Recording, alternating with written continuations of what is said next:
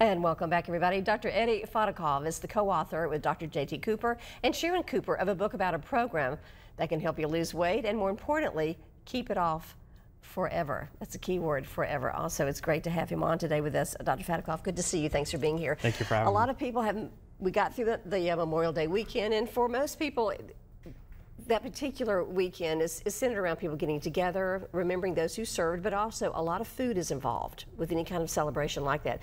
So now a lot of people, they woke up this morning saying, okay, I'm just going to drink water all day long. Not a good thing. Well, water's a good thing because it'll help you lose weight, but you need to eat too. Okay, yeah. so as far as your mission statement or what you really believe in, how do you lose the weight and keep it off permanently? Is it strictly just lifestyle changes, exercise, or several things included? It's several things. It's a compilation of both. You want to exercise, you want to have good lifestyle habits, you want to get rid of the word diet. Once you set up the word diet, it sets up for failure. Think about it. People are on a diet for high blood pressure. As soon as their blood pressure gets good, they get off the diet. People are on a diet for diabetes. As soon as their blood sugar gets better, they come back to the doctor, the blood sugar goes high. It's a temporary thing. You have it on a diet for spring break, you're on a diet for a wedding, you're on a diet for an event, and then you go back to your regular eating habits. Yeah. Change the mentality of a program, a way of living, a lifestyle. All right, you've got some books up here. This is called, as we see on the screen there, the Doctor's Clinic 30 program. It's a healthy and exciting, if you can get excited about it, exciting weight loss program that allows you to eat plenty of nutritious food without the frustration of having to diet. Exactly. First of all, we're going to focus on the book in just a moment, but about 1/3 of the U.S. adults, nearly 70% of children are obese, and there are a lot of reasons for that even today, because it seems like more people are trying to lose weight than ever before, but still those numbers are high. They're very high, and if you add overweight people, so overweight and obese people, 60% of the nation is overweight and obese. So that's a staggering number. All right, what about this book, the Doctor's Clinic 30 program? Hard to follow, easy to follow? Easy to follow. I wrote it as simplistic as we can. Me and Dr. Cooper did actually re-edit it. And what I love about this book, it's easy and it doesn't use the word diet in there. It's practical, it's everyday, it's simple, and we actually published the results in International Journal of Obesity, so it's proven and research back. Yeah, there are a lot of diets out there that are about strictly just eat protein. No carbs, no sugar, strictly just eat vegetables. The bacon diet, I mean, you've heard everything. I've heard of that, and people say, crazy. You know, the paleo diet is amazing. I'm like, how is eating bacon all day healthy for you? It's not healthy for you. Where did that come from? I mean, just somebody decided that maybe they lost 15 pounds eating just bacon? Well, they said the Paleolithic methods, how our ancestors used to eat with high protein diets, and the question I always tell those paleo people is they all died by age 40 or 35. None of them lived to the life expectancy of 86 and 83 as we have it now, so that's not a good way of eating. And the way we set up this program is eat more to lose more. My goal is for people to eat more. You always look at skinny people, they're eating every 2 to 3 hours. They say, I'm gonna take my lunch to go. We, or obese people, always eat more and more and never take anything to go. So the goal is to eat more, small portions throughout the whole day. Can an extra 10 pounds make a difference on a person? Actually, and how? Great what question. Ways? 10-pound weight loss difference will drop your blood pressure by 20 points, your systolic blood pressure, the high number, and then the second number by 10 points. It can improve your cholesterol. It can improve your knee joints. You don't have to get knee replacement. It can do wonders for your cardiovascular disease, decrease your risk for insulin resistance to prevent diabetes. So it can do a whole host of issues. Decrease your risk of colon cancer, prostate cancer, breast cancer. So losing weight and being healthy is very important for us, you know, for longevity. People can live to 80, but it's the quality of life they want to have 80. They want to be playing golf and being active at 80, not in bedridden with bed sores because they have blood sugar of 600. Yeah. When you see patients maybe for the first time and they come in and they will tell you, I've tried everything to lose weight, I've been on all the yo-yo diets, I lost 30 pounds, I gained back 40. There are a lot of underlying issues for why people gain weight. Exactly. Correct? There's hormonal, there's a death in the family, you know, some people get cancer. I mean, there's multiple reasons why people gain weight. And the first question I ask them, obviously they've dieted, they're a veteran. The question I ask them, 2 questions I ask all my patients. Do you eat 6 meals a day and do you eat breakfast? Before I get fancy and intricate, and once they say, most of them say no. That's my first goal. Let's eat breakfast, because studies have shown eating breakfast, people who eat breakfast tend to be skinny, people who don't, be obese.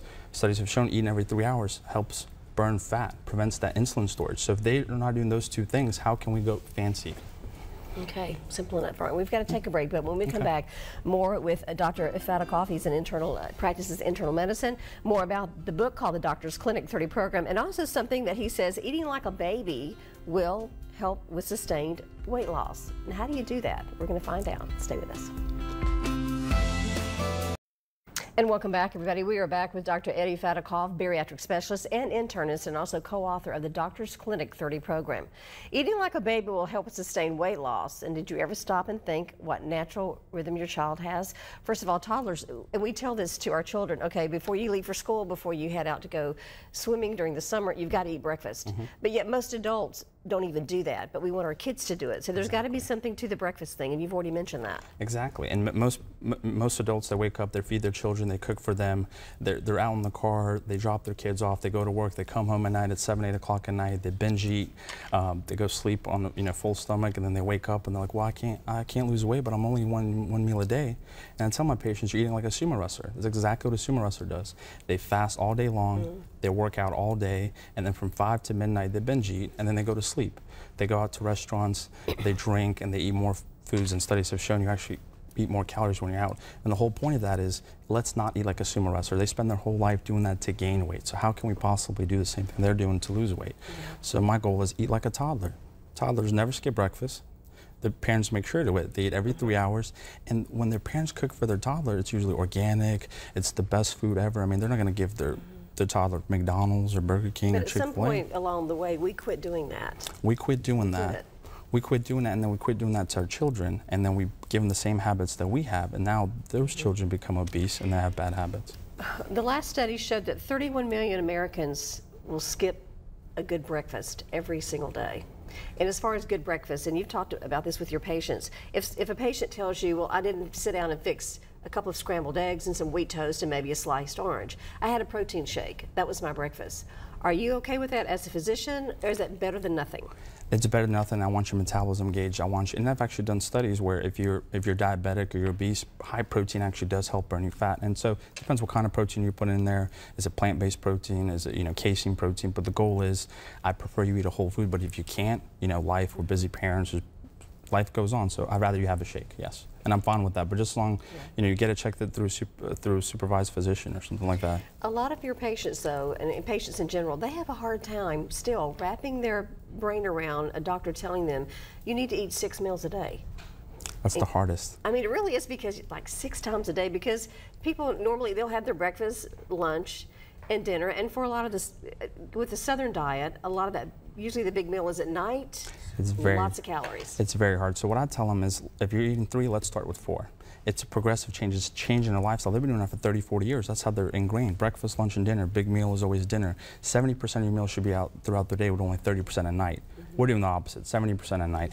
And the hardest thing, especially in the South, is sweet tea.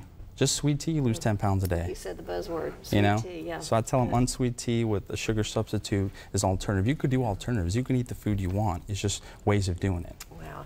But also you're going to have to incorporate, we've got about 15 seconds, incorporate exercise into your daily routine as well, because it all works out together. It helps maintain weight loss, yes. Okay. Dr. Eddie Fatakhov is an MD. He's also an internist, co-author, and bariatric specialist. Good information. Thank you so much for having me. Good to see you. Thanks for being on today. Carla, back to you. No sweet tea? Okay. Well, coming up later on WALB.